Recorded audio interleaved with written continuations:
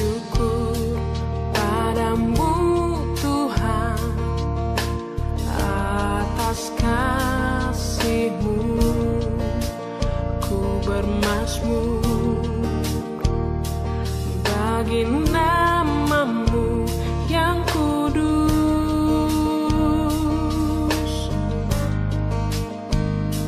sebab Engkau kebenaranku, padamu ku percaya.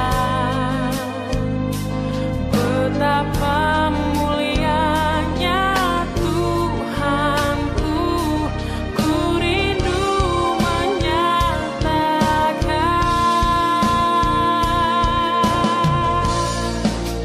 Tinggikan dirimu mengatasi langit, kebesaran-Mu Tuhan mengatasi bumi. Tinggikan dirimu mengatasi langit, kemuliaan-Mu Tuhan mengatasi bumi.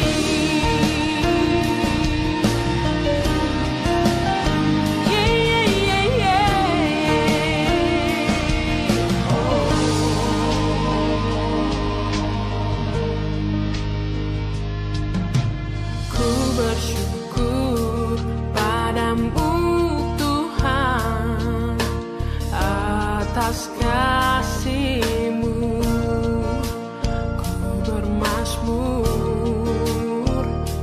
bagi nama-Mu yang kudus,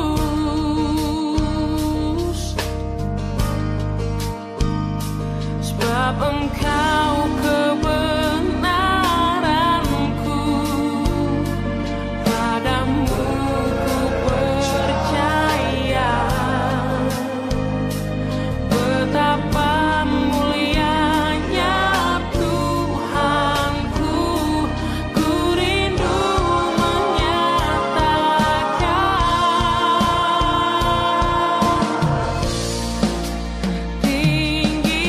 Tinggikan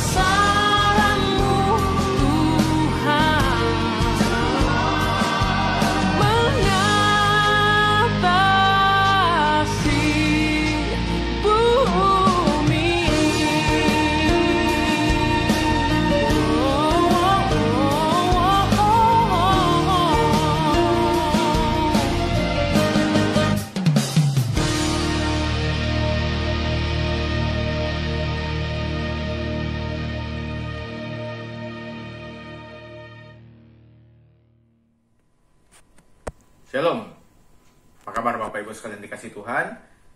Sungguh suatu kesempatan luar biasa, kembali kita boleh saling menyapa di dalam program SSK pada hari ini. Pada hari ini saya ingin mengajak kita semua untuk merenungkan satu tema, masihkah Tuhan menyertaiku? Kira-kira demikian ya. Jadi kita bicara soal penyertaan Tuhan, pimpinan Tuhan. Saya ajak kita semua membaca dari kitab Yeskiel, perjanjian lama ya. Nabi Yeskiel pasal 1 ayat yang pertama. Yeskiel 1 ayat 1. Pada tahun ke-30 dalam bulan yang keempat, pada tanggal 5 bulan itu, ketika aku bersama-sama dengan para buangan berada di tepi sungai Kebar, terbukalah langit dan aku melihat penglihatan-penglihatan tentang Allah.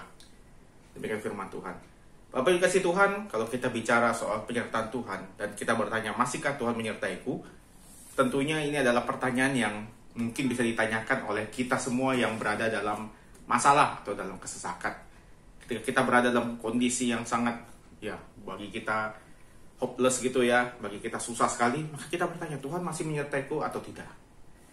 Itu adalah suatu pertanyaan wajar gitu ya. Misalnya, ya dalam kondisi corona ini kita mengalami masalah begitu besar, usaha mungkin akhirnya harus tutup dan sebagainya. Kita mungkin bertanya, Tuhan, besok bagaimana ini mau makan, besok bagaimana membayar utang dan sebagainya gitu ya. Maka kita mungkin dalam kesesakan ya, kita mungkin bertanya-tanya, Tuhan itu katanya baik, lalu di mana Tuhan, kemana Tuhan gitu ya, mengapa Tuhan tidak menyertaiku dan sebagainya. Nah, ini adalah suatu hal yang sangat manusiawi bagi kita, karena kita sebagai manusia yang pada dasarnya membutuhkan rasa aman, security itu ya dalam diri kita. Kita berusaha mencari, kita berusaha menemukan di mana hal yang bisa membuat kita secure, membuat kita merasa aman.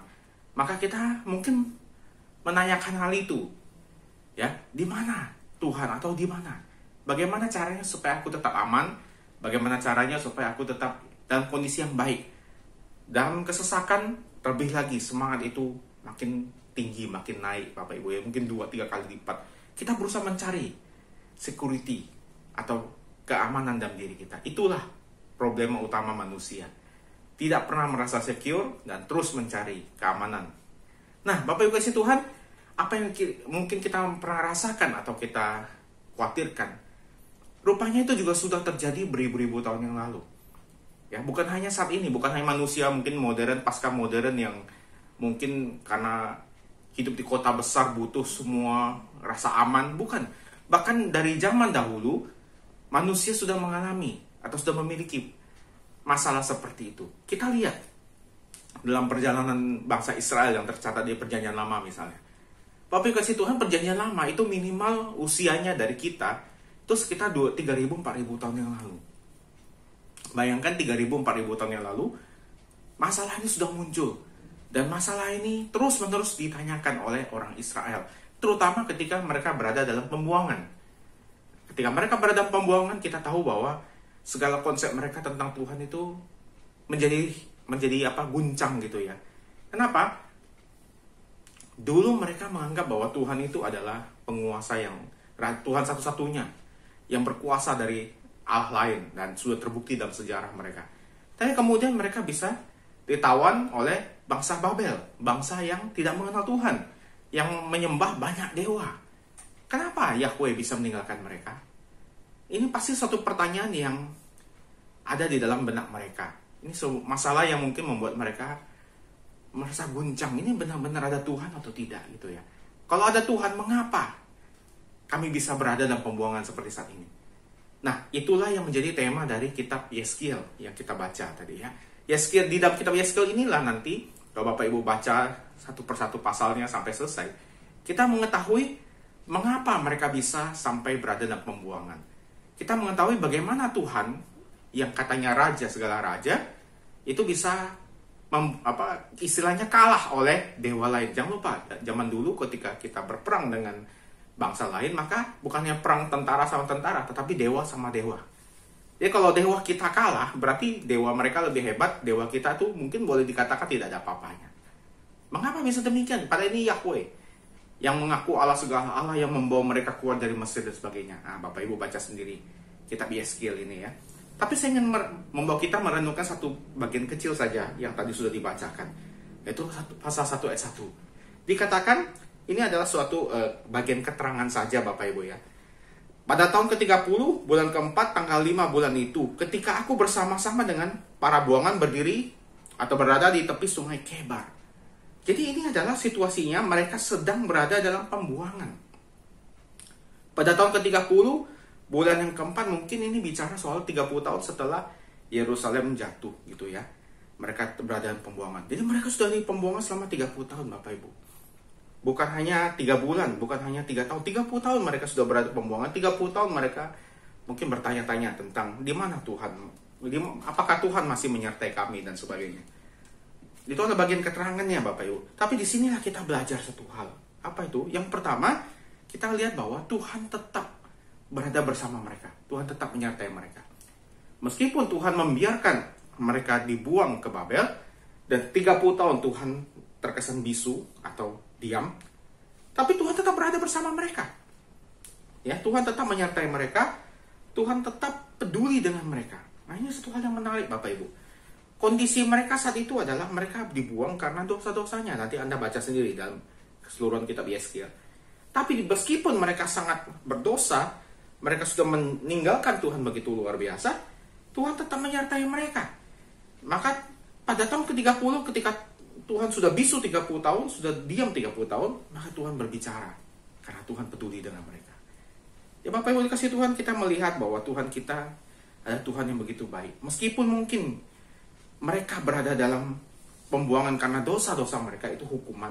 Tapi hukuman yang diberikan atau yang mereka terima tidak membuat mereka jauh dari Tuhan. Atau membuat Tuhan jauh dari mereka. Tidak membuat Tuhan tidak peduli lagi.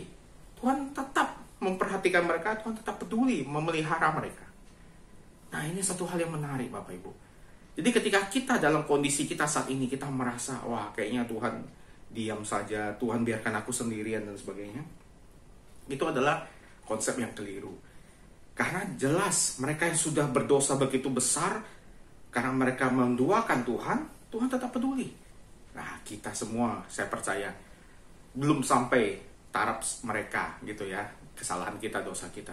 Masa Tuhan tidak peduli dengan kita? Makanya satu hal yang menarik Bapak Ibu, jangan pernah mempertanyakan apakah Tuhan peduli atau tidak, Tuhan menyertai kita atau tidak. Faktanya Tuhan tetap menyertai bangsa Israel meskipun mereka sudah berada dalam kondisi begitu terpuruk. Itu pelajaran pertama. Yang kedua Bapak Ibu, terkadang kalau kita bertanya atau kita punya konsep tentang penyertaan Tuhan, konsep kita biasanya tentang yang baik-baik saja. Tuhan menyertai kita itu seperti seorang mama yang membelai kita. Kita punya konsep Tuhan menyertai artinya Tuhan yang menopang kita. Ibarat kata ada masalah, Tuhan yang hadang duluan, Tuhan yang berperang duluan. Kita tinggal terima enaknya. Kadang-kadang mungkin konsep kita demikian. Tapi tidak demikian.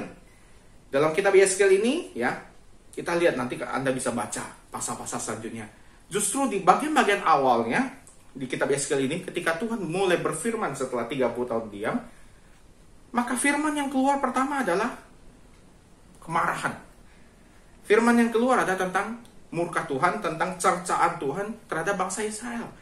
Jadi di sini Tuhan membeberkan mengapa sampai Tuhan meninggalkan mereka, mengapa sampai Tuhan membiarkan mereka dibuang. Jadi penyertaan Tuhan belum tentu itu sesuatu yang nyaman buat kita. Belum tentu sesuatu yang bagus bagi kita, yang membuat kita happy, membuat kita mungkin merasa enteng gitu ya Bapak Ibu. Tidak demikian, belum tentu demikian. Justru di dalam Yeskiel ini dimulai dengan murka Tuhan. Tuhan membeberkan, menjelaskan, ini loh kesalahan kamu gini. Anda bisa baca sendiri. Sehingga nanti pasal 10, kemudian Tuhan meninggalkan Yerusalem, meninggalkan Bait Allah. Ini satu hal yang luar biasa Bapak Ibu ya. Bait Allah itu adalah representasi atau tempat simbol kehadiran Tuhan di Yerusalem. Nah, kalau sampai Tuhan meninggalkan simbolnya, meninggalkan tempat di mana dia disembah, wah itu udah parah sekali keadaannya. Dan itu yang terjadi. Dan mereka tak peduli. Kita bisa lihat. Meskipun firman disampaikan, banyak juga di antara mereka yang tidak peduli. Kita ingat, waktu zaman itu, ketika belum di pembuangan, banyak nabi sudah bersuara, bukan? Ada Yeremia, ada Yesaya, itu yang paling terkenal. Tapi tetap mereka tidak peduli. Tetap mereka tidak mau bertobat, tidak mau kembali pada Tuhan. Jadi firman Tuhan, penyertaan Tuhan, belum tentu positif dulu, belum tentu sesuatu yang menyenangkan telinga kita. Tapi yang jelas itu adalah bentuk penyertaan Tuhan bagi kita. Ya, Tuhan itu bukan seperti mungkin orang tua yang memanjakan. Ya, anaknya salah, oh udah nggak apa-apa nak. Malah kita gitu ya. Dulu saya ada teman masih SMP, SMA gitu ya. Saya lupa antara kelas 3 SMP atau SMA. Dia naik motor, padahal belum bisa gitu ya. Belum boleh sebetulnya. Dia naik motor karena belum ada SIM dan sebagainya macam. Akhirnya ketangkap polisi. Ya, ditilang, nggak bawa SNK, motor ditahan. Papanya, ya, papa teman saya, bukannya mungkin menegur dan sebagainya, malahan datangin polisinya. Ya, tahu sendiri lah ya, melakukan, ya pokoknya minta tolong dikeluarkan lah motornya, minta tolong dilepaskan anaknya. Kalau seperti ini, mana bisa anaknya bertobat? Malah menjadi-jadi, bukan? Dia merasa, oh saya buat salah pun papa saya membela saya, ya kan? Saya salah, tetap ada yang membantu. Jadi kalau ada masalah dengan bisa dengan polisi tadi, datang papa saya yang mungkin ya mengorbankan sejumlah uang atau apalah, ya kan, dan susah-susah ngurusin saya keluar. Ya udah, makin menjadi-jadi, bukan? Kalau seperti ini, Tuhan kita bukan seperti itu demikian. Tuhan kita adalah seorang papa yang mungkin tegas, disiplinkan kita. Kita salah, dia hukum. Kita salah, dia marahin. Tetapi di dalam kemarahannya tetap masih ada penyertaannya. Dia marah karena dia peduli. Ada satu bagian di dalam Perjanjian Lama, firman Tuhan mengatakan Tuhan menghajar orang yang dia kasih. Jadi kalau kita sedang berada dalam kondisi yang dihajar oleh Tuhan, bukan berarti Tuhan benci kita atau Tuhan tidak peduli. Justru itulah bentuk penyertaan Tuhan. Ya, luar biasa ya. Jadi penyertaan Tuhan belum tentu nuansanya positif. Bisa juga negatif. Bisa juga membuat kita tidak nyaman, menderita. Tetapi, sekali lagi, itulah bentuk penyertaan Tuhan. Tuhan menyertai kita semua. Dan yang terakhir, Bapak Ibu, di dalam Yeskiel ini, ya bagian belakangnya itu adalah bagian janji. Janji apa? Janji pemulihan. Jadi Allah ketika menghukum mereka, diam 30 tahun, bukan berarti Allah, ya udah, nasibmu deritamu. Kamu salah ya, kamu terima akibat, udah, selesai. Tidak. Di dalam penghukuman itu pun tetap ada janji pemulihan. Di dalam penghukuman Tuhan, di dalam situasi tidak nyaman, tetap ada janji pemulihan. Ini luar biasa Bapak Ibu. Itulah keunggulan orang Kristen. Ya, apa itu? Bahwa kita punya Tuhan yang bukan hanya menghukum kalau kita salah. Jadi seperti sebab akibat, saya baik, saya diberkati, saya dosa, saya dihukum. Tapi di dalam penghukuman pun tetap ada pemulihan. Ini yang menarik. Ini yang luar biasa.